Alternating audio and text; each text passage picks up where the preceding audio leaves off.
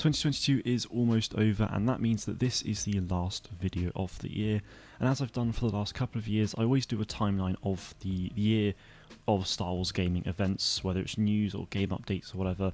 So I'm going to do the exact same for 2022 in a slightly different way now. I've actually got myself a timeline here, which I can scroll here. So it's pretty long. It goes over every single month.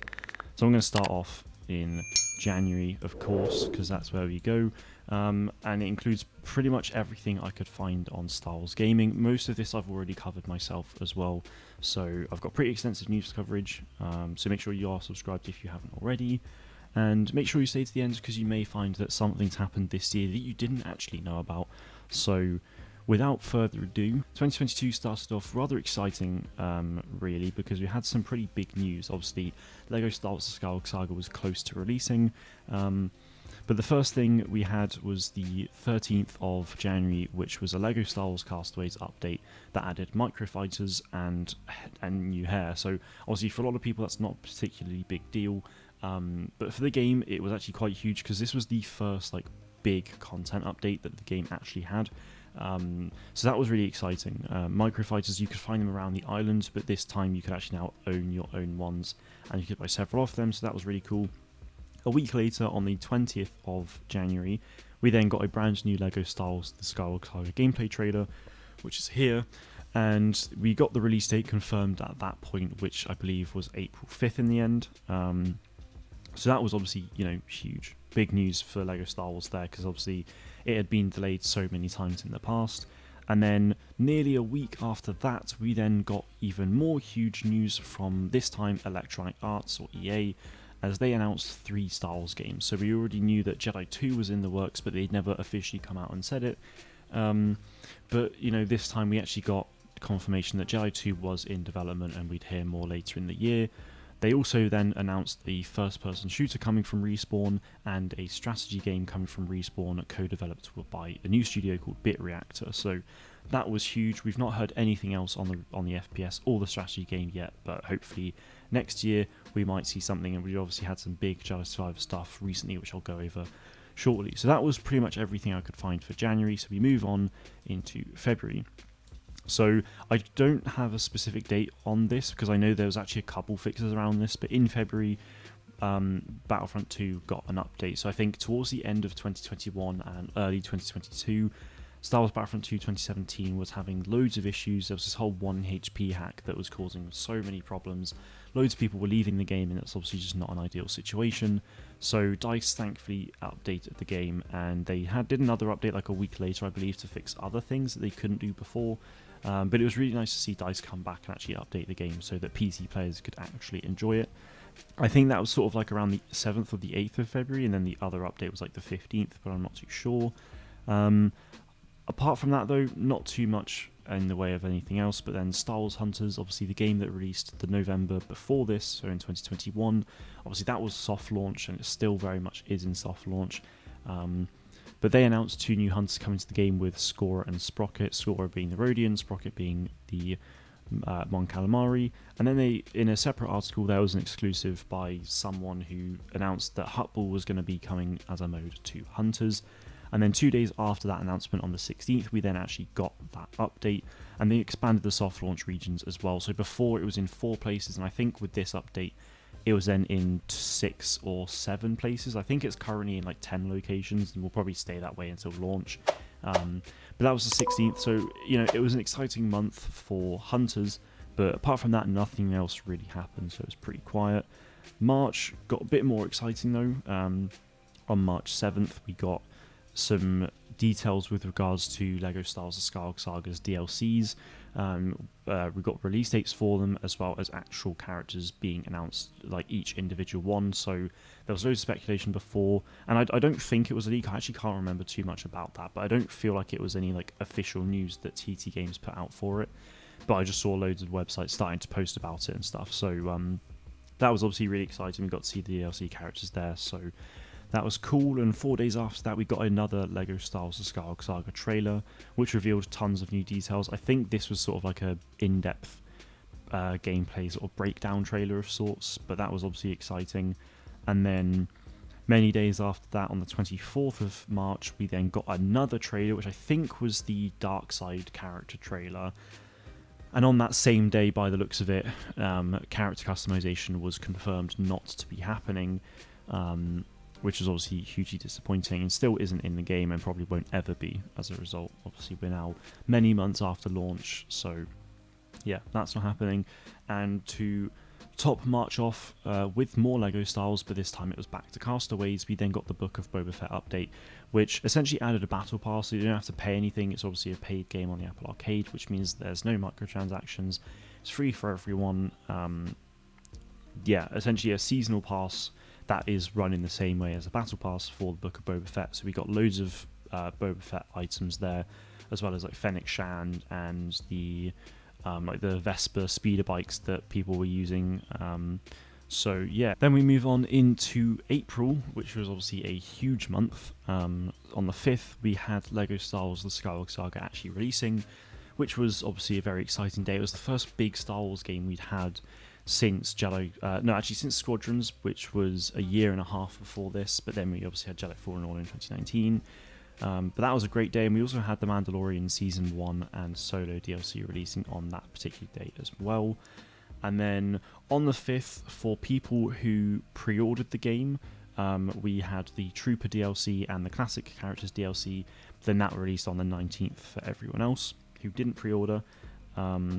And then on the 19th, then for, I believe then everyone, we then also had the Rogue One DLC. And, rather excitingly, a brand new Star Wars game announcement. So I think this was the last game announcement of the year, but still, you know, really exciting. Skydance New Media, Amy Hennig is back doing a Star Wars game. We haven't heard anything on that one since, but hopefully maybe next year we might hear a little bit more.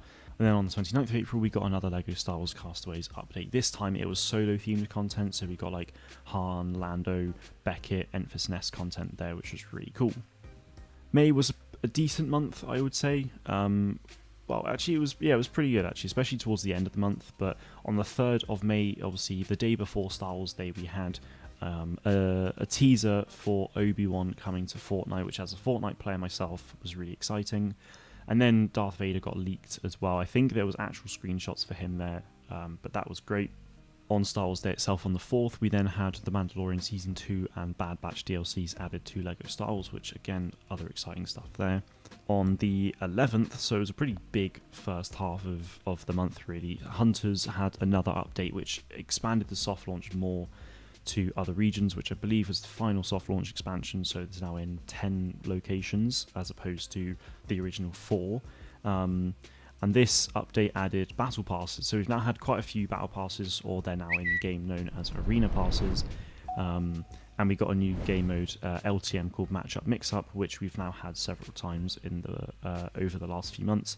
But battle passes being added to the game is a really great thing, and for those obviously who can't access the soft launch yet, don't worry, because it's not in the UK, but I've been playing it regardless anyway because of various methods. You should hopefully be able to get this content anyway. It might be in stores, or you have to upgrade it, or they'll probably just potentially do battle passes again that just adds this content back. So for those who have been playing the soft launch, maybe they'll unlock it, but for us it would just be crystals instead, but I don't know. Basically, just don't worry, you should be able to get it. And then towards the end of the month, obviously, we then had Star Wars Celebration.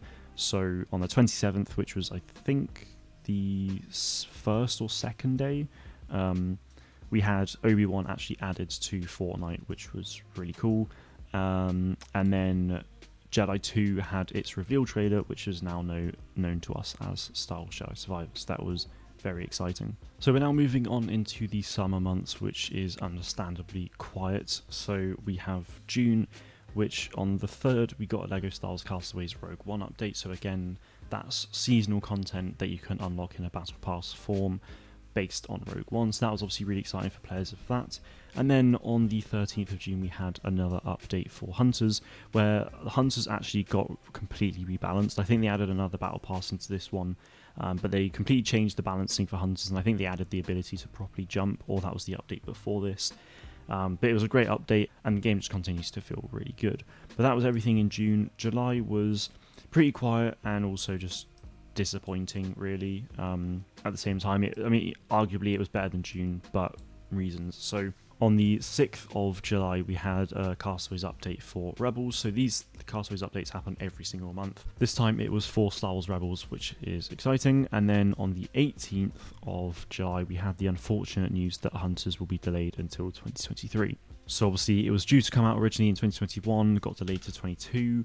But I feel like it was meant to release in around May time, but then it just didn't happen for whatever reason, and then it just got delayed until next year. So it'll probably release hopefully in like May next year, but that was it. And then despite it just being delayed, it did then get an update where the ability modules were tweaked and we got another new battle pass. So a good and a bad thing for Hunters there, but you know, pretty quiet. August, very quiet. We had a LEGO Star Wars Castaways Summer Vacation update, but then at some other point, I think it was actually on the 9th as well, to be fair, the KOTOR remake got, or the news of the KOTOR remake changing development studios came out. So originally it was at Aspyr Media, but now it seems to be at Saber Interactive. Saber Interactive were helping on this game prior to this happening anyway. Like I think in like February earlier this year, there was this whole announcement that they were going to be working on it as well. But anyway, they now seem to have full creative control. And then we move on into September, where things do start to pick up a little bit more again, which is nice. So on the 2nd of September, we then had our typical Star Wars Castaways update, where we got the Bad Batch content. And then on the 9th, so a week later, we then had 6 new DLC character packs announced for LEGO Star Wars Skywalker Saga, which I was really shocked by because I really wasn't expecting that to happen, but really glad it did, and hopefully we do get more because there's still so much they could do it on. And then actually we had a second Castaways update that month, so we had Bad Batch for 4 weeks, and then after that we had Castaways content inspired by The Phantom Menace, so this was the first time they've actually dipped into the prequels, which is really exciting. And then in October, very quiet month. I don't know what it is about October, but something just feels really quiet about it in the last couple of years. But that time we had a Star Wars Hunters update where we got a new battle pass, and they added a brand new game mode called Squad Brawl, which is essentially just team deathmatch, so that was really exciting, really happy with that. And that's been the last major update for the game thus far, as of me recording this anyway. It is the 16th of December. This is pretty much like the last day I have to be able to record this, so if anything else happens after the 16th of December and before New Year's Eve, then I won't be able to cover it on this. Hopefully that doesn't happen, but also it would be quite nice, but anyway. So the 1st of November was a pretty big day in November because we had the LEGO Star Wars The Clone Wars and Summer Vacation DLC release, which obviously gave us 5 characters inspired by these things. But then also on the first fortnight then began its Skywalker week. So this is where there were challenges inspired by Star Wars stuff, lightsabers came back, but they also added cosmetics inspired by Han, Luke and Leia, so we got their skins, among other things, which is really, really exciting.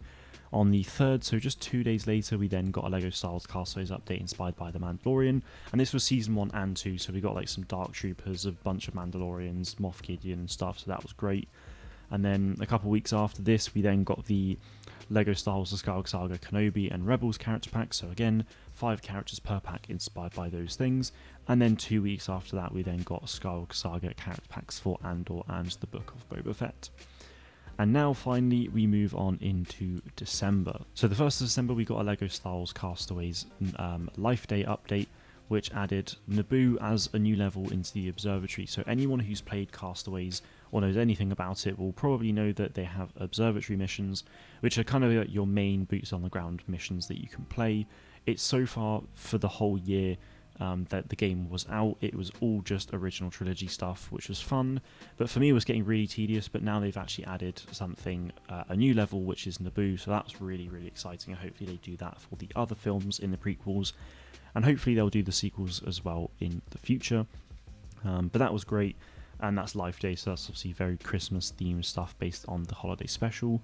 On the 5th we had a huge leak for Jedi Survivor, and EA themselves then actually came out and confirmed that Jedi Survivor will get gameplay at the Game Awards, and obviously on the 8th of December, but for me it was the 9th because it was at like 2 AM the gameplay came out in the end.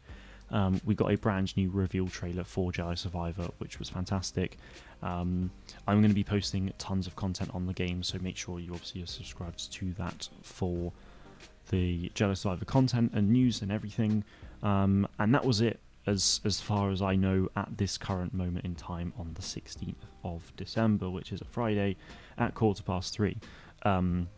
So if anything else does happen, then I apologise that I wasn't able to cover it, but you should potentially have seen it. I've probably potentially got a video or a short or something out on it.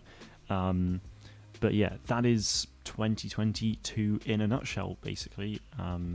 Thank you, obviously, to everyone who supported the channel this year. It's been pretty slow because, again, like, you know, Star Wars Gaming's not had anything potentially big. Like, a lot of it was soft launch Hunters, which I know for a lot of people they've not really focused on.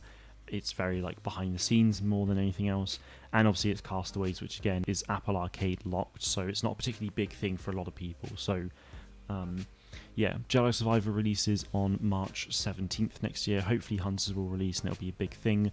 Next year should be even bigger than this year, so make sure you stay tuned to the channel for that. But that is everything from me today, guys. Thank you all very much for watching, and may the Force be with you always.